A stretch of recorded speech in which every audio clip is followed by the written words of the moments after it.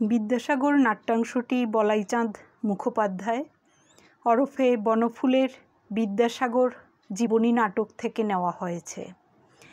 নাট্যাংশটিতে বিদ্যাসাগরের কর্তব্যের প্রতি নিষ্ঠা, মাতৃভক্তি, স্ত্রী শিক্ষা বিস্তার, দেশ ও সমাজ উন্নয়নে তাঁর চিন্তাভাবনা সব প্রকাশিত হয়েছে। তো নাট্যাংশ বিদ্যাসাগর লিখেছেন বনফুল ওরফে বলাইচাঁদ মুখোপাধ্যায়। মার্শাল সাহেবের অফিস। সাহেব টেবিলে বসিয়া কাজ করিতেছেন। বিদ্যাসাগর আসিয়া প্রবেশ করিলেন। পায়ে চটি, গায়ে সাদা চাদর। সাহেব সসম্ভ্রমে সংবর্ধনা করিলেন। সাহেব বঙ্গভাষা শিখিয়াছেন, শুদ্ধ কেতাবি ভাষা বলেন। ক্রিয়াপদ কেতাবি, কখনো কখনো চলিত, দ স্থানে ত এবং ত স্থানে ট প্রভৃতি উচ্চারণের দোষও আছে। মার্শাল: নমস্কার নমস্কার, আসুন পণ্ডিত। বিদ্যাসাগর: আপনাকে ধন্যবাদ জানাতে এসেছি। তারানাথ তর্ক বাচস্পতি মহাশয় কাজে যোগদান করেছেন। আপনার অনুগ্রহ না হলে এটা হতো না। মার্শাল: আমি কিন্তু আশ্চর্যান্বিত। আপনার মতো এরূপ মহত্ব দুর্লভ।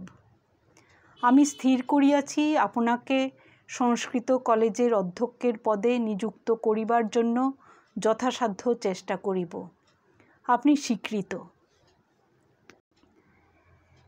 সংস্কৃত কলেজের অফিসে বসে উচ্চপদস্থ ইংরেজ কর্মচারী মার্শাল সাহেব কাজ করছেন। এমন সময় বিনীত বেশে বিদ্যাসাগর মহাশয় সেই অফিসে প্রবেশ করলে মার্শাল সাহেব তাঁকে উপযুক্ত অভ্যর্থনা করে বসালেন। বিদ্যাসাগরও তাঁকে ধন্যবাদ জানিয়ে তর্ক বাচস্পতি মহাশয়ের কাজে যোগদানের কথা জানালেন। মার্শাল সাহেব বিদ্যাসাগরের গুণমুগ্ধ। তিনি বিদ্যাসাগর মহাশয়কে কলেজের অধ্যক্ষ পদে নিযুক্ত করবার জন্য তাঁর কাছে প্রস্তাব রাখেন।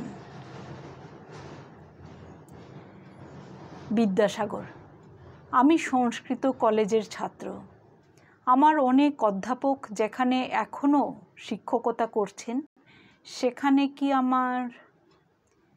মার্শাল: না না, এবার আমি কোনো কথা শুনতে চাই না পণ্ডিত। আপনার মতো লোককে পুরস্কৃত করিবার সৌভাগ্য হইতে এবার আমাকে বঞ্চিত করিবেন না।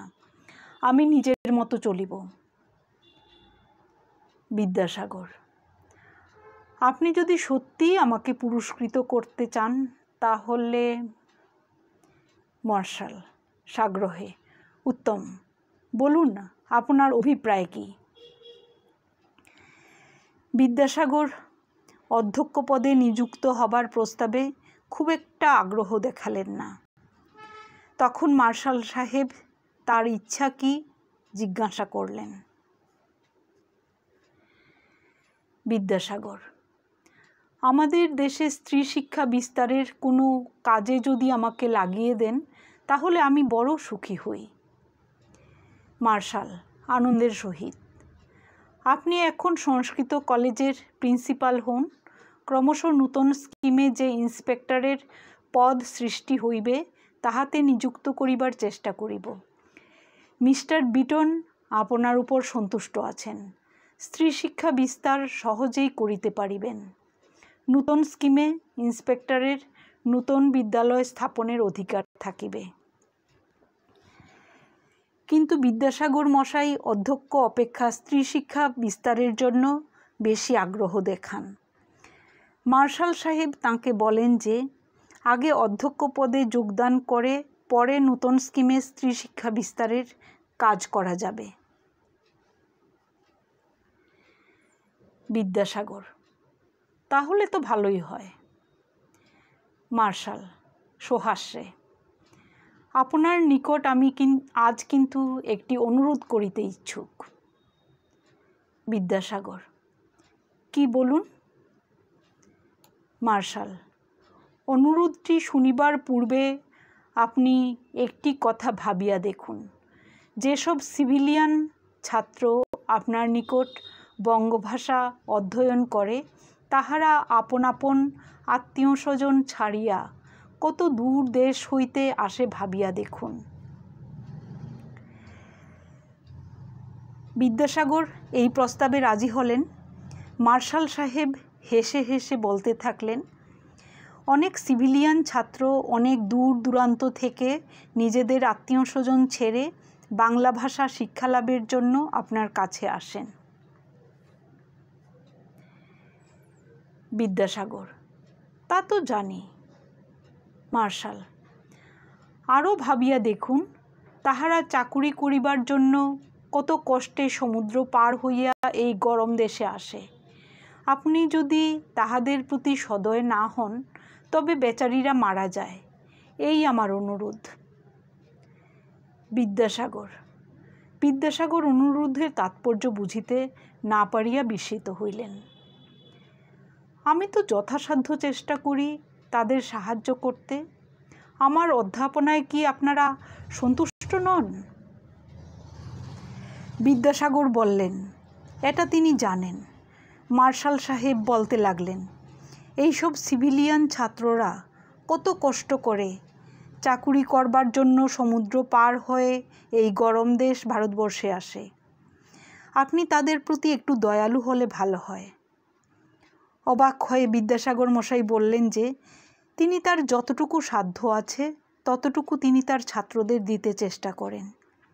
তিনি আরও বললেন, মার্শাল সাহেবরা কি তার শিক্ষকতায় খুশি নন? মার্শাল, না না, আপনার অধ্যাপনা খুবই সুন্দর, সব রকমে উৎকৃষ্ট, তাহা আমি সম্পূর্ণরূপে জানি। উহারা আপনার মতো শিক্ষক সৌভাগ্য বলে লাভ করিয়াছে। আমি সে কথা বলিতেছি না। আমি আপনাকে কেবল একটু নরম হইতে অনুরোধ করিতেছি। বাম চক্ষুটি ঈষৎ কুঞ্চিত করিলেন। বিদ্যাসাগর, তার মানে? মার্শাল, আমি নিশ্চয় বলিব। পরীক্ষক হিসাবে আপনি বড় শক্ত। পরীক্ষায় ফেল করিলে কিন্তু বেচারীদের চাকুরিতে।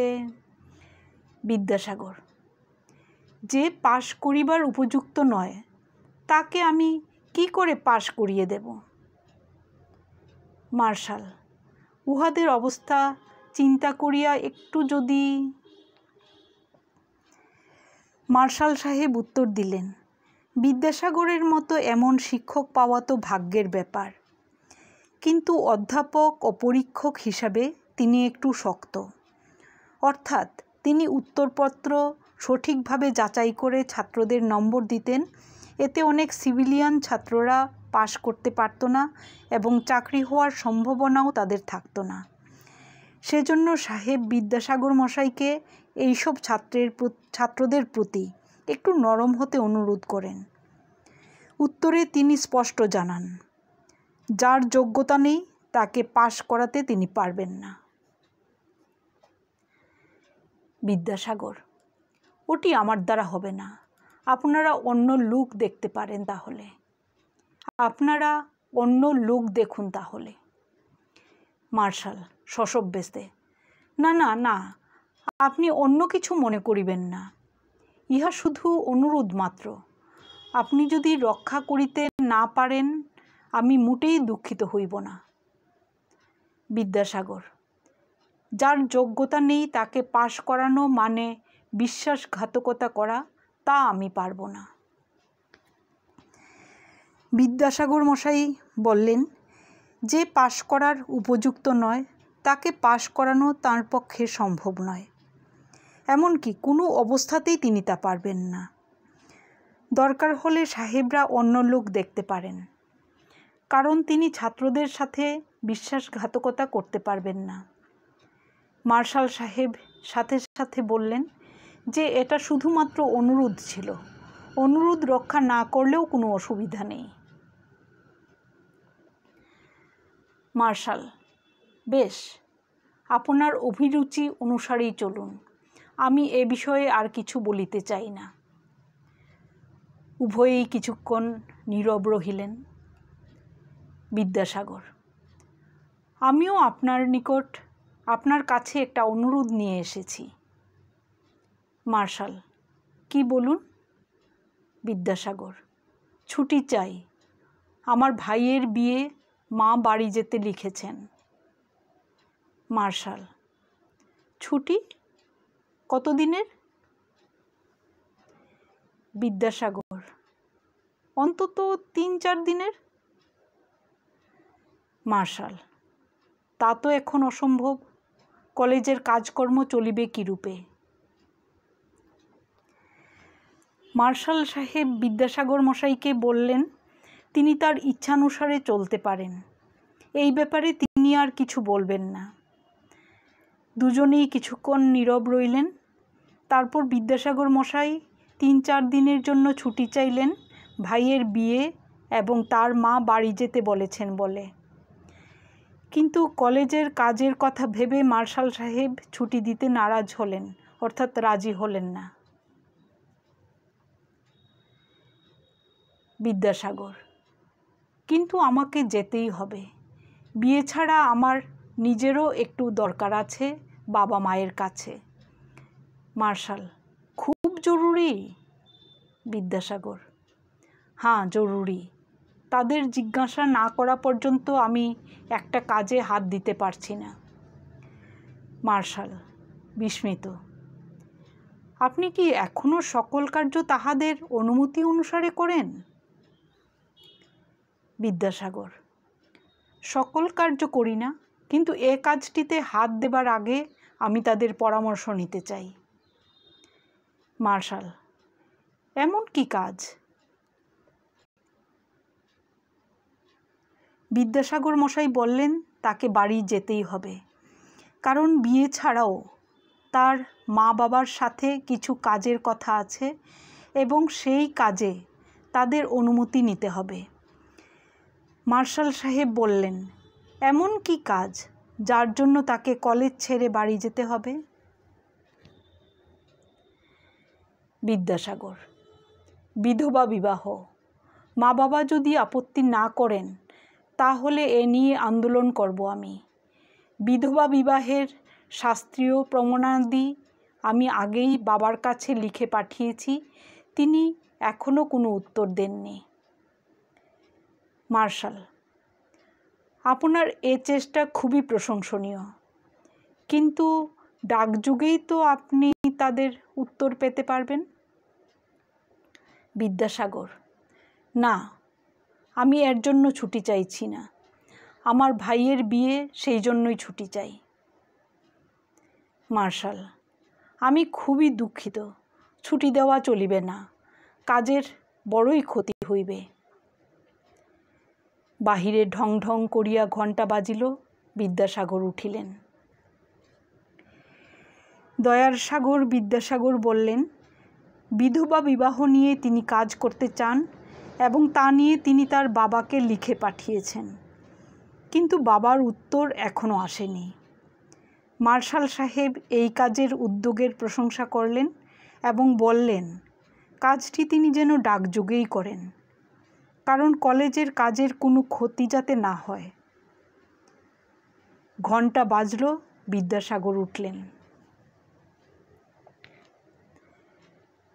বিদ্যাসাগর: ক্লাসের ঘণ্টা পড়ল, উঠি তাহলে। মার্শাল: আচ্ছা, আমি খুবই দুঃখিত পণ্ডিত। বিদ্যাসাগর চলিয়া গেলেন। মার্শাল অফিসের কাজকর্ম করিতে লাগিলেন। বিদ্যাসাগর আবার প্রবেশ করিলেন। বিদ্যাসাগর: আমি ভেবে দেখলাম আমাকে যেতেই হবে। মার্শাল: ছুটি না দিলেও যাইবেন? বিদ্যাসাগর: হ্যাঁ, চাকুরি ছেড়ে দিয়েই যাব। মার্শাল: কি মুশকিল! তাহা হইলে তো ছুটি দিতেই হয়। হাসিয়া: কলেজের কাজ অপেক্ষা বিবাহের নিমন্ত্রণটাই আপনার নিকট বড় হইল। বিদ্যাসাগর: নিমন্ত্রণ বড় নয়, মা ডেকেছেন সেইটেই বড়। চলিয়া গেলেন। ক্লাস শেষ করে আবার বিদ্যাসাগর মশাই মার্শাল সাহেবের কাছে এসে বললেন যে তাকে বাড়ি যেতেই হবে, প্রয়োজনে তিনি চাকরি ছাড়তেও রাজি আছেন। ভাইয়ের বিয়ে মা ডেকেছেন, মায়ের আদেশ পালন করাই ছিল তাঁর আদর্শ।